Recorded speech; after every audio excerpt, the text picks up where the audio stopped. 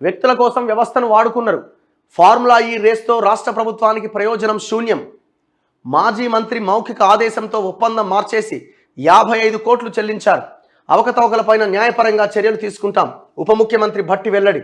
ఇందులో కేటీఆర్ అరెస్ట్ అవుతాడు, అరవింద్ కుమార్ అరెస్ట్ అవుతాడు. ఒకవేళ వీళ్ళు చిత్తశుద్ధితో విచారణ చేస్తే క్యాబినెట్ అప్రూవల్ లేకుండా, ఫైనాన్స్ మినిస్టర్కి తెలియకుండా 54 కోట్ల రూపాయలు విత్ జిఎస్టీ కలిపి వాడి అకౌంట్కి కొట్టేసిరు. 1 కాదు 2 కాదు 55 కోట్లు. హెచ్ఎండిఏ ఎవరు? సెక్రటరీ అరవింద్ కుమారు. ఆయన బాస్ ఎవరు? కల్వకుంట్ల తారక రామారావు. ఆయన చెప్పిండు, ఈయన వేసిండు. ఎవడు సొమ్ము? జనం సొమ్ము.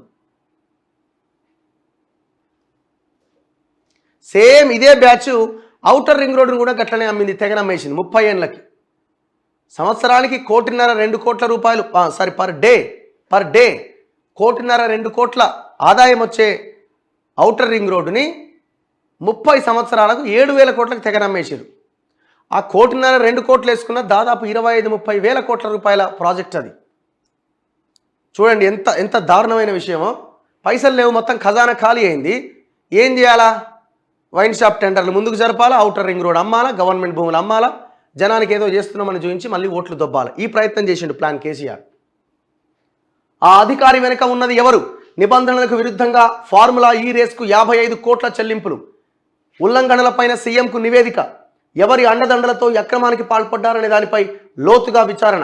ఫార్ములా ఈ రేస్ నిర్వహణ కోసం 55 కోట్లు చెల్లించడంలో ఒక సీనియర్ ఐఏఎస్ అధికారి పూర్తిగా నిబంధనలు ఉల్లంఘించినట్లు ప్రభుత్వం గుర్తించింది.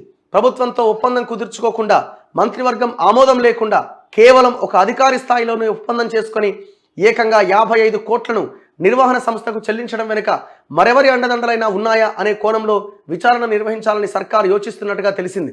అందులోనూ ఎన్నికల కోడ్ అమల్లో ఉన్న సమయంలో ఇంత సాహసానికి ఒడిగట్టడం వెనుక బలమైన వ్యక్తుల పాత్ర కూడా ఉండి ఉంటుందనే కోణంలో లోతుగా విచారణ చేపట్టాలని ప్రభుత్వం భావిస్తోంది. సరే, ఎవరండి కన్సర్న్ మినిస్టరు? కేటీఆర్ చెప్తేనే అరవింద్ కుమార్ పనిచేస్తాడు. ఇంకా దాంట్లో లోతుగా సరే ఎవిడెన్స్ కోసమో ఇంకో దానికోసమో విచారణ చేయాలి. కానీ మనం ఓవరాల్గా మనకు పిక్చర్ చూసినప్పుడు ఏమర్థమవుతుంది? కేటీఆర్ చెప్పిండు, అరవింద్ కుమార్ ఫాలో అయ్యిండు, కొట్టిండు 55 కోట్లు వాడి అకౌంట్లకి. ఎంత మింగిరో మళ్ళీ రిటర్న్లో మళ్ళీ ఆ కంపెనీ నుంచి మళ్ళీ ఇది కూడా ఏంది? యాక్చువల్గా ఒప్పందం ఒక గ్రీన్ కో అనే కంపెనీతో ఉండే, ఆ ఒప్పందం కాదని పక్కన పెట్టి ఈ వేరే దాన్ని కట్టబెట్టిరు. ఆయన లీగల్ నోటీస్ ప్రభుత్వానికి పంపితే అప్పుడు బయటపడ్డది వ్యవహారం. నిధుల దుర్వినియోగం పైన ఇప్పటికే ఆ సీనియర్ ఐఏఎస్ అధికారి నుంచి వివరణ కోరిన ప్రభుత్వం వివరణ వచ్చిన తర్వాత కఠిన చర్యలు చేపట్టాలని నిర్ణయించింది. ఫార్ములా ఈ రేస్ రద్దు అనంతరం చోటు చేసుకున్న పరిణామాలు, అక్రమ చెల్లింపులు వెలుగులోకి రావడం తదితర అంశాలపైన సీఎం రేవంత్కి ఉన్నతాధికారులు సమగ్ర నివేదిక సమర్పించినట్టుగా తెలుస్తోంది. ఫార్ములా ఈ రేస్ నిర్వహణ సంస్థకు ఆర్థికంగా మేలు కలిగించేలా ఆ సీనియర్ ఐఏఎస్ అధికారి అధికార దుర్వినియోగానికి పాల్పడ్డారని అందులో స్పష్టంగా చెప్పినట్లు సమాచారం. చెల్లించిన నిధులను సంబంధిత అధికారి నుంచి తిరిగి రాబట్టుకోవాలని నిర్ణయానికి వచ్చారని తెలిసింది. ఈ అంశంపైన మంత్రులు ఉన్నతాధికారులతో మంగళవారం ముఖ్యమంత్రి చర్చించినట్టుగా సమాచారం. సో ఇందులో ఆ నివేదికలో ఉన్న ముఖ్యమైన అంశాలు ఏంటన్నది మనం క్లియర్గా చూడొచ్చు. ఫార్ములా ఈ రేస్ను ఒక్కసారి నిర్వహించడానికి 200 కోట్ల ఖర్చు అయిందట.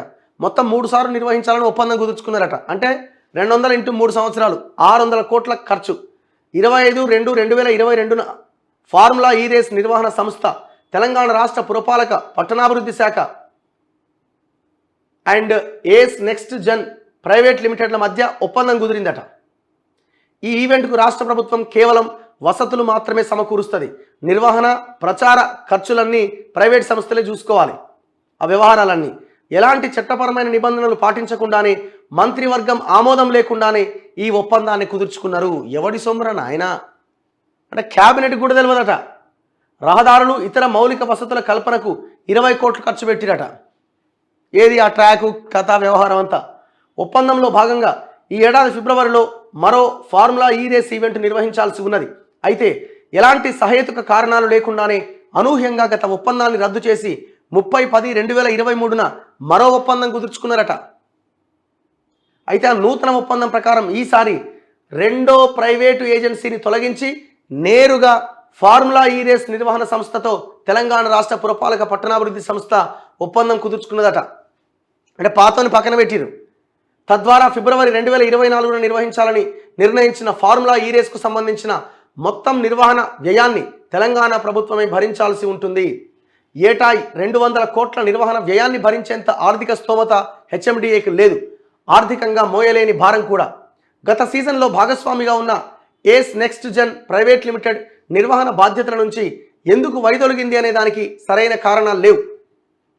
30/10/2023 తేదీన ఫార్ములా ఈ రేస్ నిర్వహణ సంస్థకు పురపాలక పట్టణాభివృద్ధి శాఖకు మధ్య జరిగిన ఒప్పందంలో నిబంధనలు పాటించలేదు. ఆర్థిక శాఖ నుంచి మంత్రివర్గం నుంచి ముందస్తు అనుమతులు లేవు. ఎవరిది ఫైనాన్స్ మినిస్ట్రీ? ఎవరిది? కేటీఆర్ బావది.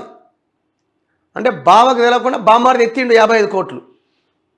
గత సీజన్లో ఈ ఈవెంట్ నిర్వహణలో ASX next gen private limited భారీ నష్టాలు చవిచూసినట్లుగా తెలుస్తోంది. తద్వారా ఈ నిర్వహణ వ్యయం తెలంగాణ ప్రభుత్వంపై పడుతుంది.